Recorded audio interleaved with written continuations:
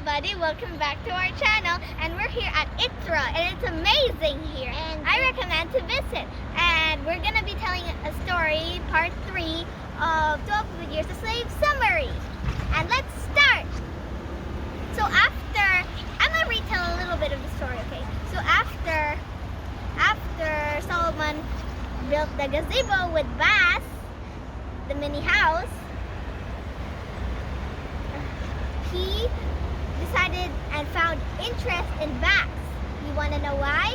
Because he was an innocent and kind man, because he did not support slavery. He overheard a conversation with Epps of them arguing, and Bas was telling to free his slaves, but Epps just laughed and teased Bas and just, made a little fight, but Epps did not do anything to harm Bas because he was a white man. And Solomon decided to put his trust in Bas, and he was risking another time, even though Armsby betrayed him. Oh my, I wonder if Bas will betray him too. Let's find out. So after Solomon was chose to build a gazebo with Bas, he asked Bas, and not really asked him yet. They talked about their life, and Bas said he was from Canada, and Solomon said he was there too, but Bas was kind of unsure that Solomon would have been there, because Canada is not really a place where a slave would be. And Solomon decided and accidentally told Bas about his whole story. He kind of felt scared for a moment, but then Bas felt interested in him, and Solomon decided to say the magic word. Not really, but he said, Bas, would you mind if you would deliver a letter to at least some of my friends in Saratoga? Because I really want to be free now, and I've been a slave for 12 years. And I cannot stand this anymore. I do not want to be a slave. I want to be free, get my family, children, and see them again. And so, you know what Bas said? He said, yes, of course, sure, I will. But he was aware of the risks, what would happen to him. Because what if Epps started to charge on him and, decided to target him and all. And so he was aware, but he was determined to bring it to Saratoga, and so he did so. We are not really sure what happened, but Solomon waited for days and weeks. I'm not really sure how many days, weeks, or months, or years it took for him, but let's see if he betrayed Solomon or not. Solomon was begging and hoping that he wasn't betrayed again, or else he would have kind of lost hope again, because he wasn't really sure about this. And so he still worked in Epps plantation. Hopefully Bas is good. and he just kept on working, but he did not and forgot to think about the other slaves, what would happen to him because them, and he was not sure what would happen to them after he was gone. Would they get killed? Would they get punished? Would they escape to freedom? I'm not sure, but whoever he's worried about, I'm really worried about Patsy. I wonder what will happen. I really want to still hear about her and her story. I'm not pretty sure about that, but I really want to know what happened after Solomon left. Did she cry? I mean, obviously she'd feel sad, because she and Solomon are good friends.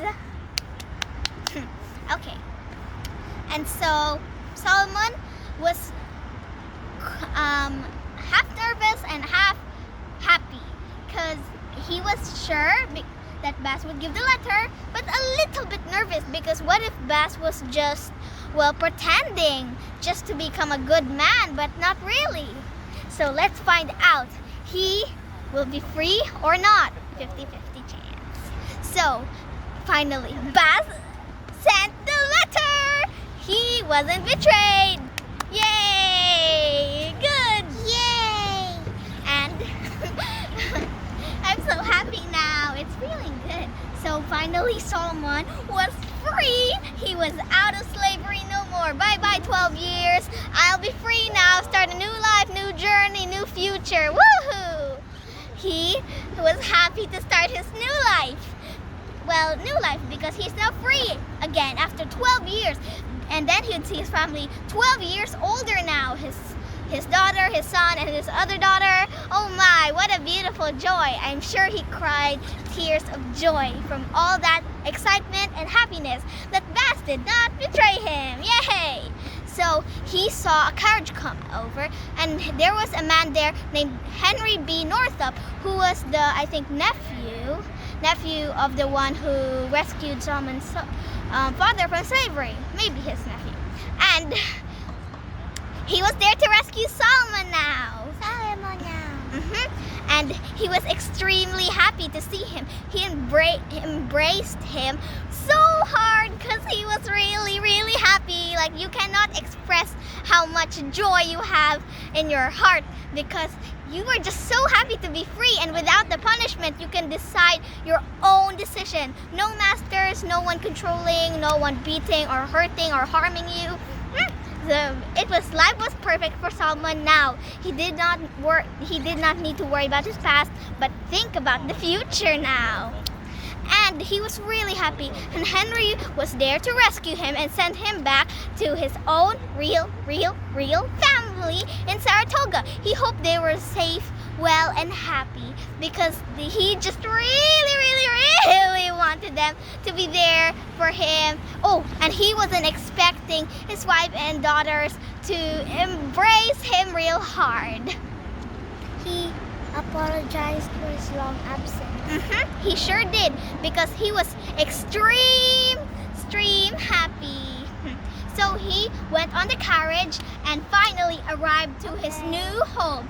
He probably told some of his adventures to the people on the carriage, and he sure had a good story to tell to everyone around the world. What a shocking and an amazing experience, but pretty sad that he got his freedom away for 12 years. 12 years and few months, I guess. Oh my. I wonder how they looked like after 12 years. I'm sure he still recognizes them from how he really missed them, his family. So, when he finally arrived to his home, he walked in and saw his beautiful daughters, his son, and his grandson, and his wife. And he was ecstatic or happy to see them. He was crying of happiness because of how everyone was there to greet him.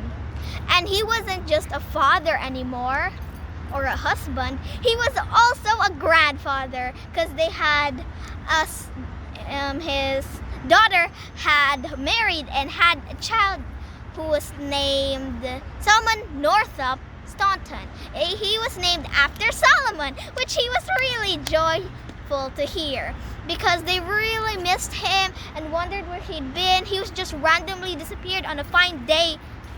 And so he apologized, of course, for his long absence, embraced all of them, of course. He did leave no one out.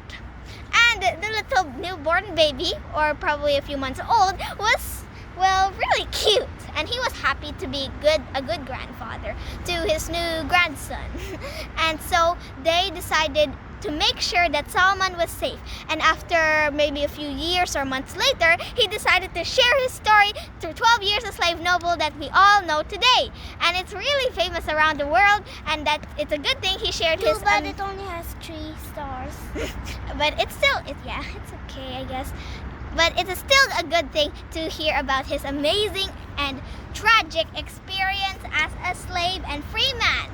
And that's the story of 12 Years a Slave. Bye-bye. Let's walk around. Wait, be careful. Okay. There are a few details I want to say too. Did you know that Solomon's kids weren't actually going with their mother? They were actually going to be with their aunt, or like their aunt, to stay there for a while. And his wife decided to go as a cook, and that Epps, Solomon's other owner, Epps, was impressed by Solomon that that he made a curved axe handle but not a straight one, because the straight ones that Epps saw were only in the south. But in Northup's place, he saw curved axes there too. And so Epps was impressed to see a new wonder. He never saw a curved axe and was impressed by Solomon. And that also, not just that detail, there's pretty much more. And did you know that, what's this called? Solomon Northup was made as the man in charge. He was like an overseer, but not really. And he was the one who had to whip the slaves if they were tired, exhausted, or not working well. But when Epps wasn't around, he'd go soft and pretend to not hurt them. And he was such a good man. He didn't want to hurt anyone. And there's some people who were made in charge like Solomon and hurted their fellow slaves. How sad. Solomon's a nice man. Smile.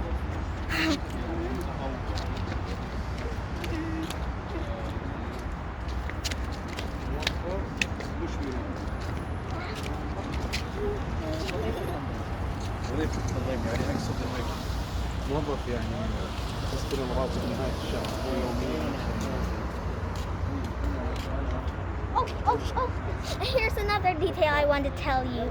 Did you know that someone would have died without Epps? I know you know that Epps is a cruel and harsh man. He beats Solomon, doesn't like Solomon, and obviously the rest of his slaves.